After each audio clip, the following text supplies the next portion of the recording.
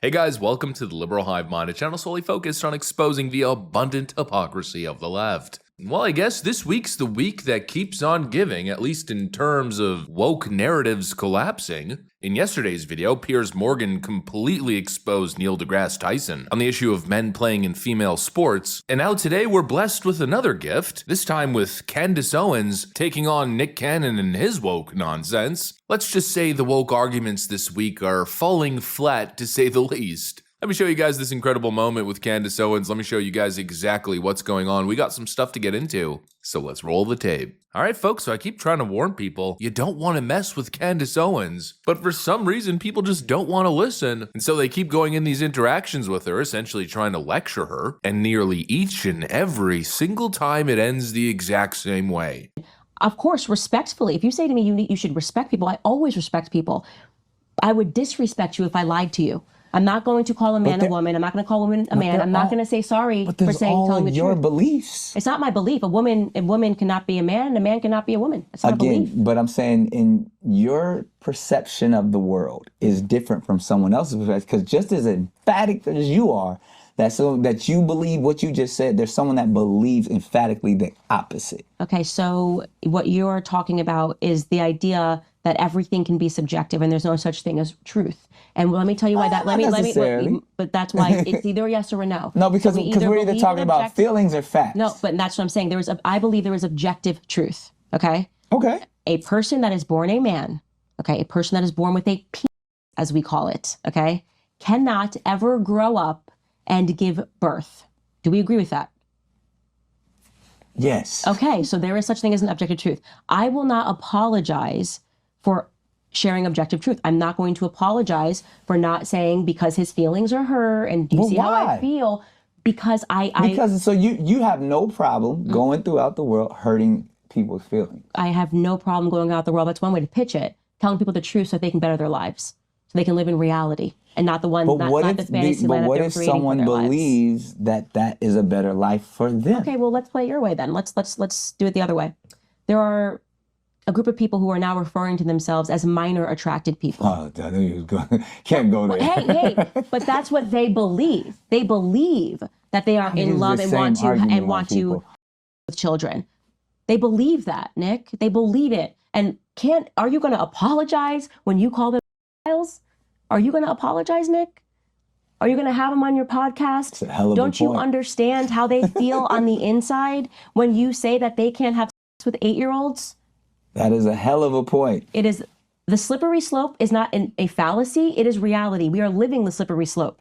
So somebody's going to have to produce the wall. So there's going to be a lot of voices that need to be objective and tell people the truth. I'm very happy to be those voices. If you're looking for me to, make you feel good, I can't be your mommy. I can't. That's why I tell people, I can't be your mommy. But see, that's what I say. It's I'm not your mommy. You're not a toddler. You're an adult. But see, this is what truth is. And if you can't deal with truth, then you're going to have a very tough life, way tougher than having to listen to Candace Owens say, you are a man on the internet. Yep, it always ends the same way. It ends in utter humiliation for the person challenging Candace Owens. And this time, of course, was no different. Candace Owens put on a masterful show and dismantled all the woke nonsense being lobbed at her. It's once again clear as day the leftist argument is clearly emotional and ideological. It chooses the end result and then bends over backwards to try to get there. Meanwhile, the argument coming from the right-wing perspective stands out for its clarity, logic, moral foundation. In other words, it's not even close. And let's first start off with this fallacy of subjectivity. Nick Cannon begins with the argument essentially claiming that everything is subjective. We can never truly know anything, especially relating to another person's experience, and then he makes a giant leap from there and says that we are now essentially obligated to now affirm all subjective realities. A totally ridiculous standard that Candace Owens swiftly and decisively rejected.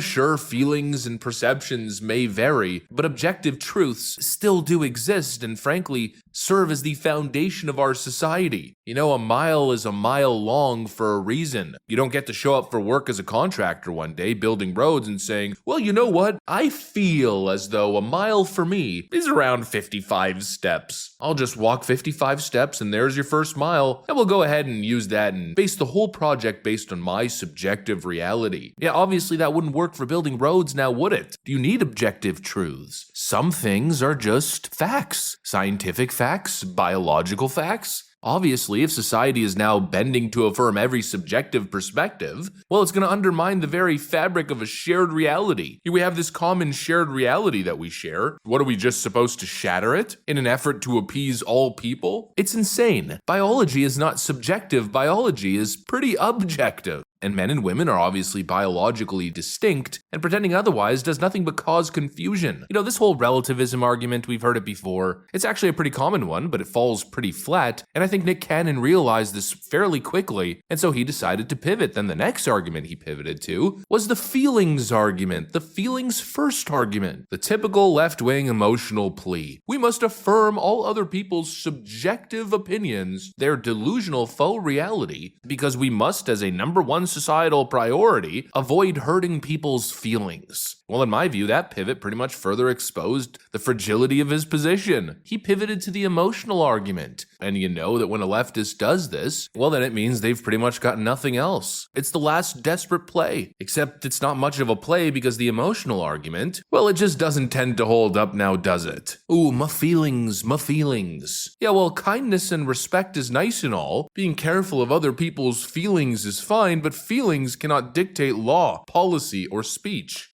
These are facts, and facts don't care about your feelings. And this right here is really where the issue is. Free speech and freedom of expression is the principal foundation of a free society. People not feeling sad is, sure, we don't want people to feel sad, but the truth is the truth. And the right to tell the truth is the most important right.